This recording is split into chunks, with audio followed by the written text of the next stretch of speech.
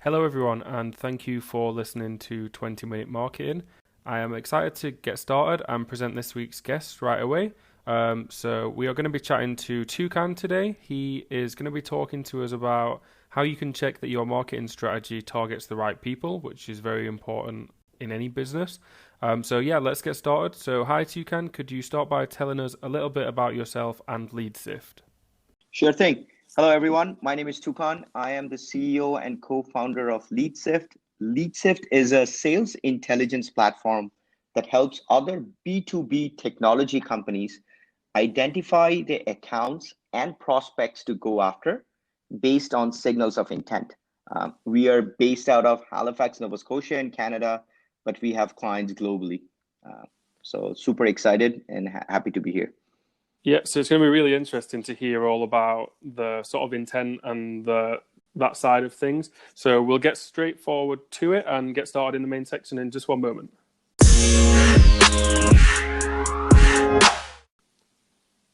So let's get started into the main section today, Tukan. We're going to be talking about how to check your marketing strategies, targeting the right people.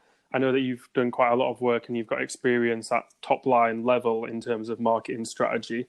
And you've covered it quite extensively. So I was just wondering, in terms of targeting people and making sure everything's right, how would you approach it and what would you do? Yeah, so I just want to start by prefacing the whole thing about intent and how this relates to figuring out how to make sure that your marketing strategy is targeting the right people. Whenever people talk about intent data, the primary use case that we see being used is for identifying a group of companies and people within those companies that are showing buying intent towards your product. So once you know that, you basically take that data and you reach out to them and execute some different sales and marketing strategies around that.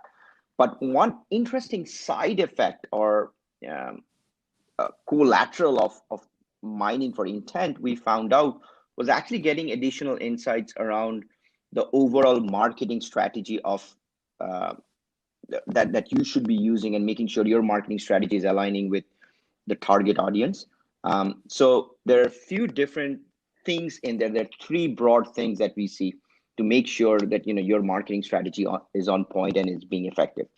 First is you do content marketing. So in content marketing, you're always trying to create the best content that ranks high on SEO, gets a lot of traffic, useful to your end customers, and that convert, attract, use that as a lead magnet and things like that. Now, to do that, what we have seen historically people do, and there are many tools for that. You have tools like SEMrush, Moz, Ahrefs, and things like that are providing more intelligence on the SEO side of things, figuring out what PPC people are using and all that good stuff. And I think those are great tools. But one interesting thing we found out, as I mentioned earlier, was how can we use intent to give us indication on what content to use? So one of the things you can do is monitor what kind of content your competitor is putting out across all their digital channels and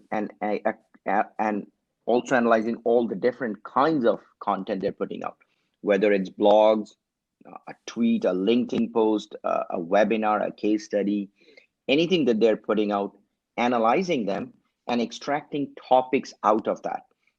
Once you do that, then you can compare that with what kind of topics you are creating content on and see if there is overlap or if there's a uniqueness to your content that you're creating that your competitors not, or vice versa. So that could be a great idea of you trying to create content by looking closely at your competitors.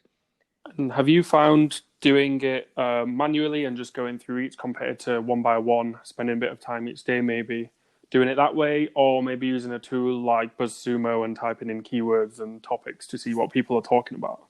Yeah, so what we do is, and BuzzSumo is another tool. You're right, BuzzSumo is another tool that a lot of people use.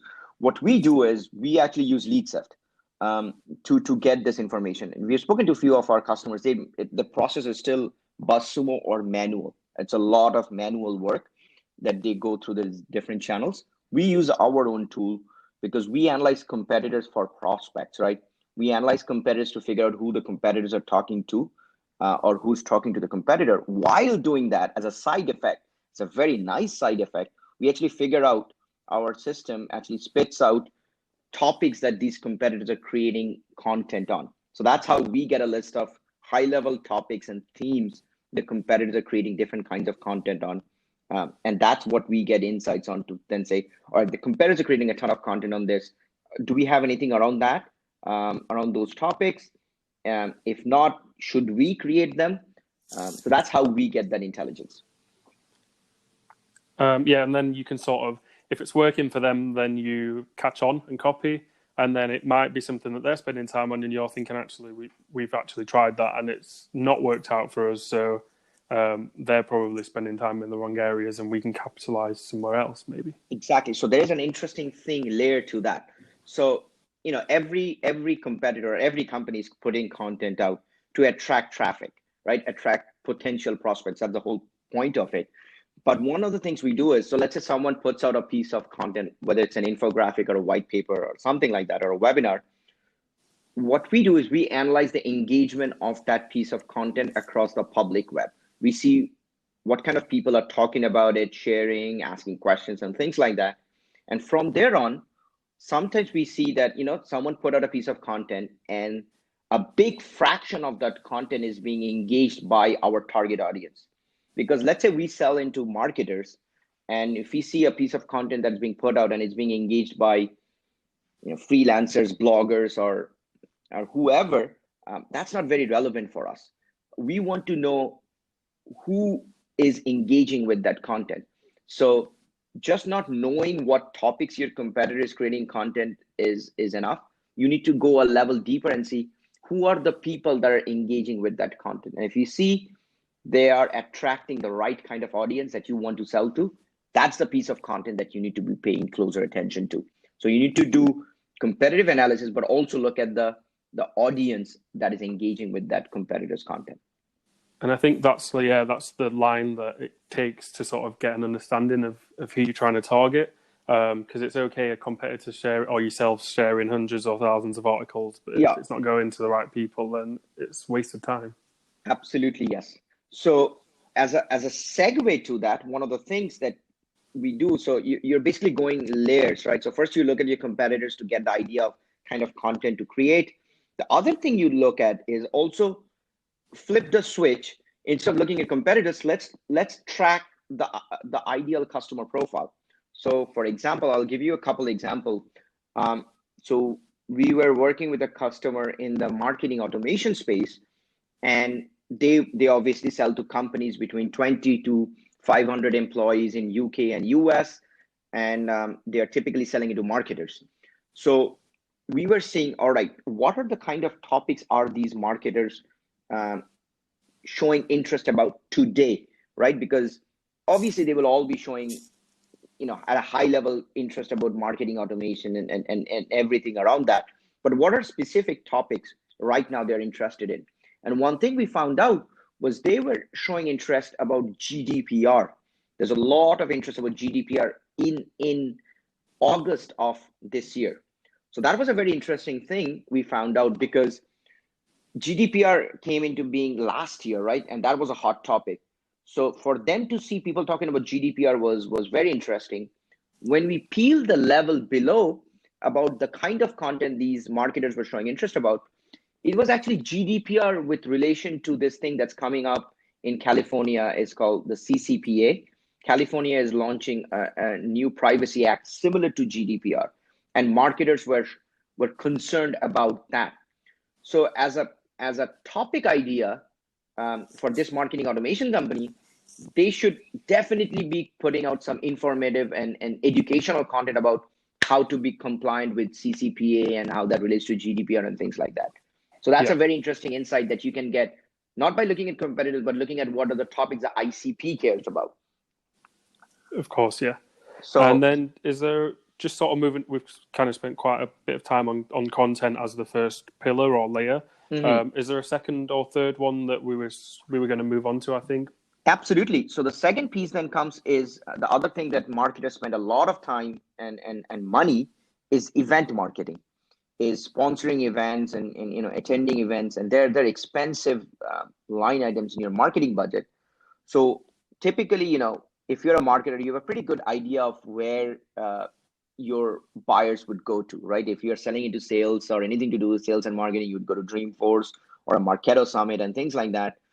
And if you're in security, you go to RSA or Black Hat conference and stuff like that. But interestingly enough, you can apply the same tactics you do with competitors and ICP is monitor the competitors' activities, monitor the ICP activities, and figure out which industry events are your competitors going to and sponsoring. Figure out which events are your ideal customer profiles talking about attending and going to. See the overlap. Those are the events you should be going because your competitors are going, your ICP is also going. But then there would be certain events where you will see your ideal customers are attending, but your competitors are not going. That's your greenfield opportunity. Those are the ones that you should be sponsoring because you'll have less competition there. So for example, we were doing this analysis for a company that is in the software automation space, and we are analyzing their data, their target market, which happens to be full stack developers, quality assurance people. And there was a lot of overlap between the events they are thinking of going, their competitors going, their ICP going. But there was a very interesting conference. There were a couple of them that showed up. One of them was a Python specific conference. The largest Python conference is called PyCon, and that was happening in Portland. Their competitors were not going. They were also not thinking of going, but there was a bunch of full stack developers and QA people attending that. So for them, if they had to spend the money, they would get a lot of bang for buck attending that PyCon conference rather than attending the more well-known like an AWS reInvent type conference. So that's a Of pretty course, yeah. interesting intelligence insight that you can get. And do you have any tips for finding conferences or even other things like award shows that really take quite a lot of time searching manually if somebody's never started before and doesn't quite know where to find them? Yeah, and I would say the best way to do it is go to Twitter, go to LinkedIn, those are two, or go to Facebook and start tracking and following religiously your competitors. You will start seeing the events that they're going to, they would start talking about it probably 2 weeks to a month ahead of time. That's how you can get the intelligence saying, all right, these are the events my competitors are going to. On the flip side, start following people at target accounts or at companies that you want to close. Start following those companies, employees of those companies, and see what kind of events are they talking about attending. It's a pretty manual and tedious task, but that's one way you can figure out, all right, these are the events our ideal customers are thinking of going versus these are the events that competitors are talking about sponsoring. So those are two ways you can get it. Twitter, LinkedIn, and Facebook would be good sources of data to figure out where your customers and your competitors are gonna be. The other thing is also going to your competitors' website, and they actually a lot of the times they have the events that they will be attending ahead of time. They might have, depending on the size of the company, they would have an events tab, and they would say, hey, these are the events we are planning to sponsor and attend. And that's a really good point you made about checking out potential clients and customers, because emails and messages on LinkedIn or social can take you far, but there's nothing quite as good as an in-person conversation. Absolutely, yes. And then just moving on from the events, I believe you had a third pillar that we could discuss to summarize and finish off. Yeah. So the third thing is paid media. So as a marketer, you're creating content, you're attending events, and then you're buying ads, whether it's Google, Facebook, LinkedIn, whatever channel you are using to drive traffic to the content you're putting out. There is also, it's super interesting, is to make sure you are bidding on the right keywords, and also getting a good idea of what kind of content your competitors are putting out. So couple tools that I've seen work very good. Obviously, I think SEM, Rush, and Moz, they give insights around what kind of content you, or what keywords your competitors are bidding on, and things like that. There are a couple tools. Moat is a tool where you can put in the name of a competitor, and they will show you different platforms and different ads that your competitors are putting out. There's something called whatrunswhere.com that also does the same thing.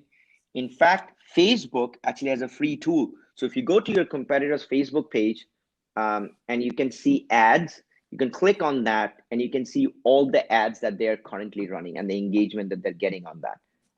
So those are some great uh, free to low touch tools that can give you intelligence around what kind of ad copy your competitor is using, um, who they're trying to target with that kind of content, what kind of content they're buying ads against, and you can then take that data and then figure out, all right, these are some other ad copies that we should create content on because there is an opportunity that our competitors are not creating content about that.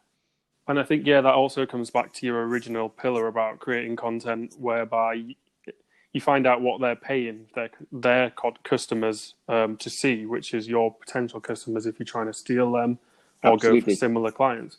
So Absolutely, yes. all ties into one with checking out Facebook ads and the paid media that your competitors are doing as well. Yeah, yeah, totally. And one thing that I would like to add is the thing with your marketing strategy, specifically with content and event and ads, it's both very topical and very temporal.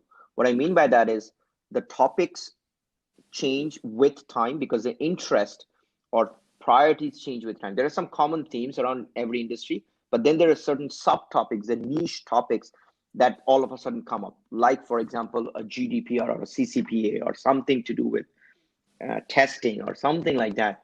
So you need to be refreshing or running this kind of a process at least once a month, if not, if not weekly, do it once a month, once a quarter is the least you should be doing. That kind of answers my final question, was going to be how frequently do you think people should sort of check it all? But you have just covered that. And yeah, I guess once you've done it the first time and you've started, following competitors and checking out all of their backdated blog posts or content, it becomes a lot easier as you go forward. Absolutely, yes. Yeah, so I was just wondering if you had anything to summarize with, or if not, we can move on to the graduate advice. Now, this at a high level. This was all I wanted to cover from a strategy perspective, so that you make sure that you're creating the right kind of content, attending the right events, buying the right media to target the right people to be efficient. Yeah, and I think you've given some great tools there that people can go away and check out and test themselves, which is going to be very beneficial. So Awesome. yeah, we'll just leave the main subject, the main topic there, and move on to the graduate advice in just a moment.